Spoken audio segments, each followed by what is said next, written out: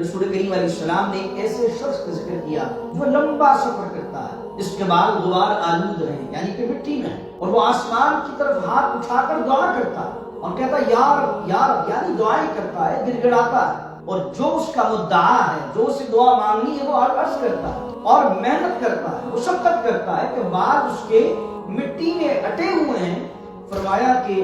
لیکن حضور فرماتے ہیں اس کا کھانا پینا حرام ہو، اس کا لباس حرام ہو، اس کی غذا حرام ہو، تو اس کی دعا کیسے قبول ہو؟ یعنی دعا کی قبولیت کے لیے آپ کا کھانا پینا حلال ہونا ضروری ہے۔ اگر آپ کا کھانا پینا لباس سب حرام کا ہے تو رسول کریم صلی اللہ علیہ وسلم ارشاد فرماتے ہیں پھر بتائیے دعا کس طرح قبول ہو؟ یہاں پر مفسرین نے لکھا کہ یہاں اللہ رب العزت نے اپنے نبیوں کو حلال کھانے کی ترغیب دی ہے اور فرمایا نیک اعمال کی